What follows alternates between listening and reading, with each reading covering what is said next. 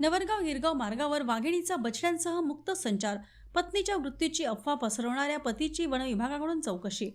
सिंदेवाही तालुक्यातील नवरगाव आणि परिसरात गेल्या 10 दिवसांपासून वाघीण आणि तिच्या बछड्यांनी धुमाकूळ घातला आहे. रविवारी नवरगाव गिरगाव मार्गावर वाघाचे कुटुंब शेतशिवार व भर रस्त्यात दिसून आल्याने नागरिकांमध्ये भीतीसोबतच कुतूहल निर्माण झाले आहे.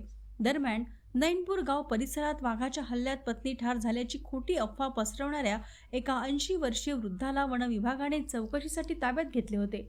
शनिवारी रात्री रंगी तलाव परिसरात वाघाने आनंद मेश्राम यांचा गोरा आणि सुरेश फालजी गिरटकर यांची गाय ठार करून शेतकऱ्यांचे मोठे आर्थिक नुकसान केले. रविवारी सकाळी 11 वाजता नवरगाव गिरगाव मार्गावर वाघिणीचे दर्शन होताच खळबळ उडाली होती. त्यावेळी बघड्यांनी गर्दी करत अनेकांनी दृश्य कॅमेऱ्यात कैद केले. वन विभागाने फटाके फोडून वाघांना जंगलात हुसकावण्याचा प्रयत्न केला. मात्र वाघीण व बछडे परिसरातच सैरभैर फिरत आहेत. वन विभाग जनावरांच्या शिकारीचा पंचनामा करत असतानाच नैनपूर परिसरात एका महिलेचा वाघाच्या हल्ल्यात मृत्यू झाल्याची बातमी पसरली. वन विभागाने तातडीने तपास केला असता नैनपूर येथील एका 80 वर्षीय वृद्धाने आपल्या जिवंत पत्नीच्या मृत्यूची अफवा पसरवल्याचे उघड झाले.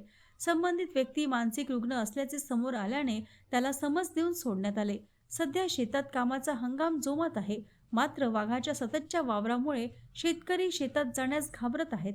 वन विभागाने केवळ अलर्ट न देता वाघांचा तातडीने बंदोबस्त करावा अशी मागणी ग्रामस्थ करीत